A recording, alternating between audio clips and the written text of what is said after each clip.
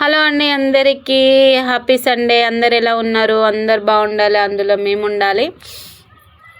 ఆ Sunday special ఏంటంటే రాగి సంగటి విత్ చికెన్ కర్రీ. చాలా రోజుల నుంచి పిల్లలు అయితే అడుగుతారు, చాలా అంటే దాదాపు 5-6 నెలల నుంచి అడుగుతారు. నేను పాపం వాళ్ళకు హాలిడేస్ వచ్చినప్పటి నుంచి అడుగుతారు అన్నట్టు. నేనేమో ఎండాకాలంలో ఊక పనికి వెళ్ళినా కాబట్టి రేపు చేస్తా మాపు చేస్తా, టైం చేసినప్పుడు చేస్తాను. మళ్ళీ స్కూల్ స్టార్ట్ అయినాక సండే చేస్తా, హాలిడేస్ వచ్చినాక చేస్తా, ఇంటికి ఉన్నప్పుడు చేస్తా అని చెప్పేసి పోస్ట్ పని చేసుకుంటూ వచ్చిన అన్నట్టు. నా బద్ధకానికి నేను ఇంటికాడ ఉన్నా కూడా చేయలేదన్నట్టు. అలాంటి సిచ్యువేషన్లో ఏంటంటే ఈరోజు పాపం వాళ్ళు ఏం అడిగినా నేను చేస్తలేనని చెప్పేసి నాకే కొంచెం అది అనిపించి ఈరోజు ఎలాగైనా సండే స్పెషల్ రాగి సంగటిను చికెన్ కర్రీ వేయాలని డిసైడ్ అయిపోయినా. వాళ్ళైతే చాలా అంటే చాలా హ్యాపీగా ఫీల్ అవుతారు, ఎందుకంటే వాళ్ళకు నచ్చిన ఫుడ్ వాళ్ళు అడుగుతారు కాబట్టి. వాళ్ళ పిల్లల కోసం చేస్తే వాళ్ళు ఎంత హ్యాపీగా ఫీల్ అవుతారు కదా.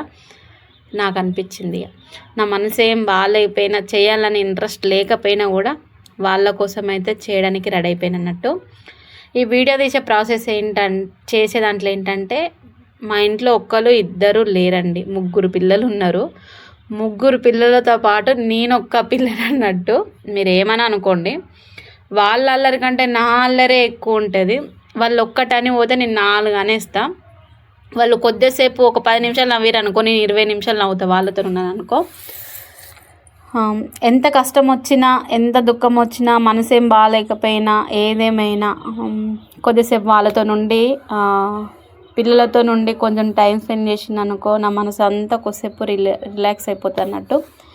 ఎంత బాధ ఉన్నా సరే అది నా వరకే ఉండిపోతుంది. ఇంకా వాళ్ళకైతే నవ్వుతుండేసరికి వాళ్ళకు కూడా మా మమ్మీ నవ్వుతుంది కదా అని హ్యాపీగా అనిపిస్తుంది.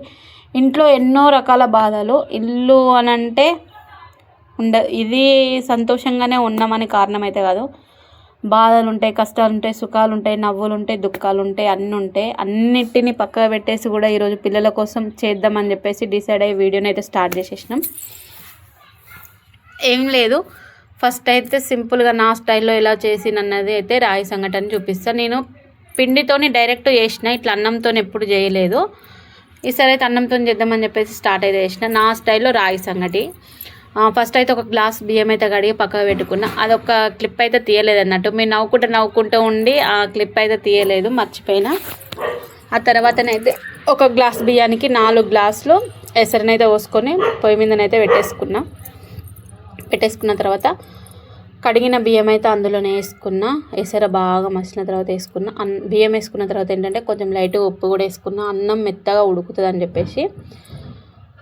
తర్వాత కొద్దిసేపటికి పిండి వేసుకొని కొద్దిగా అట్లా 5 సెకండ్లు అట్లా మూత పెట్టుకొని తీసుకున్న తర్వాత ఏంటంటే ఇక్కడ నాకు వాటర్ సరిపోకపోతే మళ్ళీ వేరే పక్కన పొయ్యి మీద కొన్ని వేడి నీళ్ళు అయితే పెట్టేసుకున్నట్టు. ఎందుకంటే నాకు వాటర్ ఏర్పలేదు, కొన్ని వాళ్ళ వాటర్ పోసుకొని చేసుకుందామని చెప్పేసి పక్కనైతే పెట్టేసుకున్నా.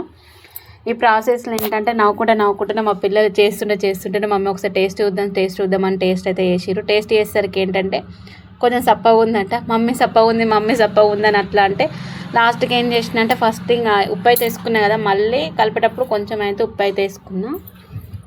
ఉప్పు వేసుకొని మిక్స్ అయితే వేసుకున్నా అన్నట్టు. మా పిల్లల ఎగ్జైట్మెంట్ అన్నట్టు. మా అమ్మ ఈరోజు మేము అడిగినది చేసి పెడుతుంది కదా అని వాళ్ళ హ్యాపీనెస్, వాళ్ళ సంతోషము.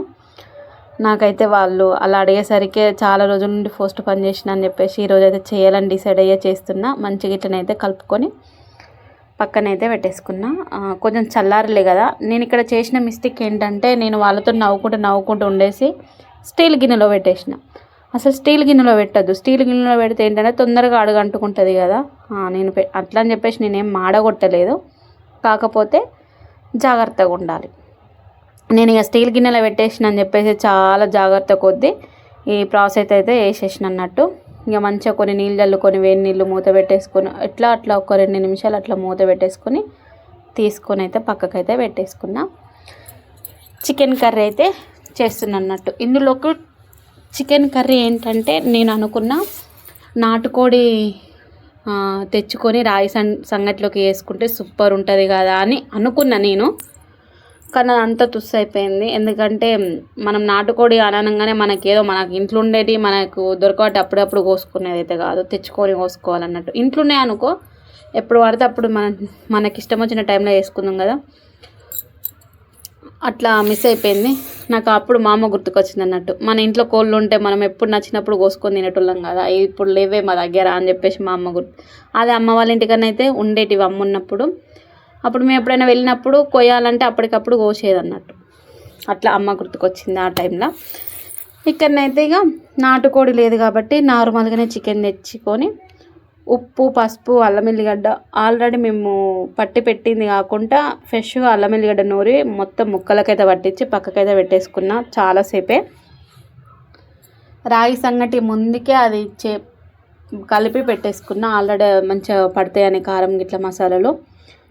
ఇక్కడనైతే నూనె పోసుకొని అది బగారాకు మసాలాలు, పచ్చిమిర్చి, ఉల్లిగడ్డలు వేసుకొని బాగా సేపు అయితే ఫ్రై చేసుకున్నాము. ఇక్కడ ఏంటి నవ్వుతున్నా అంటే నేను వాయిస్ ఓవర్ ఇస్తుంటే మా పిల్లలు అయితే నవ్విస్తారు.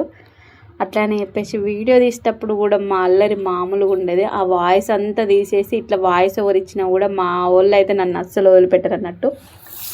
డబుల్ మీనింగ్ డైలాగ్ ఇస్తారు, మమ్మీ ఇట్లా చెప్తుంది, మమ్మీ అట్లా చెప్తుంది అని చెప్పేసి వాళ్ళు నవ్విస్తూ ఉంటారు అప్పుడప్పుడు.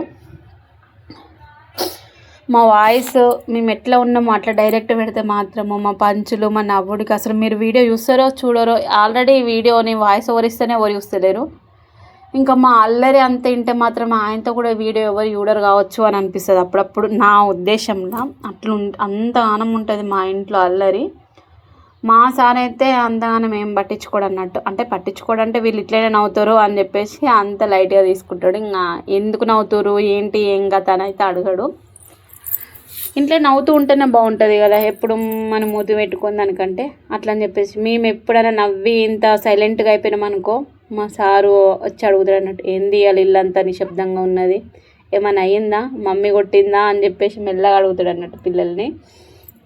అట్లా మా ఇంట్లో ఎప్పుడు ఎన్ని బాధలున్నా ఎన్ని కష్టాలున్నా మా మనసులోనే ఉంటే పిల్లల ముంగట్నైతే ఎప్పుడు సంతోషంగా నవ్వుతూ వాళ్ళతో కొంచెంసేపు టైం స్పెండ్ చేస్తే నా బాధ అంతా పోతుంది. బాధ అన్నది ఉంటుంది, అది పోదు. కాకపోతే వాళ్ళతో ఉంటే ఆ బాధ అన్నది ఇంకా కొంచెం అంతా పోతుంది అన్నట్టు. ఎప్పుడు బాధలు, కష్టాలు, సుఖాలు, నవ్వులు ఎప్పుడు ఉంటూనే ఉంటాయి జీవితంలో. మనం చచ్చిపోయేదాకా మనతోనే ఉంటాయి కావచ్చు. నాకు తెలిసి అయితే అవి ఎప్పటికీ వదిలిపెట్టి అయితే పోవు కూడా.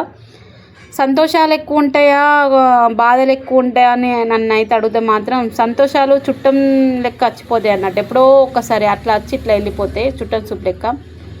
మన లైఫ్లో ఎక్కువ ఉండేటివి అయితే బాధలే, మనతోని కంటిన్యూగా ఉండేటివి కంటిన్యూగా యూజ్ చేసేటివి అయితే బాధలే ఎక్కువ ఉంటాయి. ఏడుపులు బాధలు తప్ప ఇంకేముండే. సంతోషాలు ఏంటంటే చుట్టం చూపు లెక్క ఇలా వచ్చి అలా వెళ్ళిపోతాయి అంతే. ఇంకనైతే మేము అన్నీ కలుపుకున్నాం. చికెన్ అయితే వేసుకొని మంచిగా అది కొద్దిసేపు ఉడికిన తర్వాత కొన్ని అయితే నీళ్ళు ఎసరైతే పోసుకొని మూత అయితే వేసుకొని పక్కకు పెట్టేసిన. ఆ లోపు కొంచెం రాగి సంగటి అయితే చల్లగా అయింది కదా, ఇట్లా ముద్దలు చేసుకుంటూ పక్కకైతే పెట్టేస్తున్నా అన్నట్టు. ఈ లోపు చికెన్ కర్రీ కూడా చూసుకుంటా చేస్తున్నట్టు. ఇక్కడ కర్రీ అయితే రెడీ అయిపోయింది. ఏ మాటకు ఆ మాట నిజం చెప్తున్నా, రాగి సంగటి బాగుంది. రాగి సంగటి కంటే నాకు ఎక్కువ నచ్చింది ఏంటంటే చికెన్ కర్రీ నచ్చింది. నేను ఎప్పుడు ఒకేలా కాకుండా ఇలా అప్పుడప్పుడు ఇలా కొంచెం డిఫరెంట్గా వేసుకుంటా. ఒకసారి ఫ్రై చేస్తా, ఒకసారి సూప్ చేస్తా, ఒకసారి మొత్తం మిక్స్ చేసి పెట్టేస్తా. ఏంటో నాకు ఎట్లా అనిపిస్తే అట్లా చేసుకుంటాం అన్నట్టు. ఎప్పుడు ఒకేలా కాకుండా అప్పుడప్పుడు కొంచెం కొంచెం డిఫరెంట్గా చేస్తాను అన్నట్టు. ఇలా మా చికెన్ కర్రీ అయితే రెడీ అయిపోయింది. లాస్ట్కి అయితే మసాలా వేసుకున్నాం. కొత్తిమీర లేదు ప్రస్తుతానికి, మా ఇంట్లో అవాయిడ్ అయిపోయింది అది అన్నట్టు. మేము తేలేదు అన్నట్టు. సిద్ధును పంపించిన సిద్ధు అయితే పట్టుకురాలేదు. ఆ టైం వరకు అయితే అయిపోయింది. సో మా చికెన్ కర్రీ రాగి సంగటి అండి ఇంతే. మా వీడియో నచ్చుతుంది అనుకుంటున్నా. మా వీడియో నచ్చితే లైక్ చేయండి, షేర్ చేయండి. కొత్తగా చూసేవాళ్ళు మన ఛానల్ని సబ్స్క్రైబ్ చేసుకోండి. బాయ్.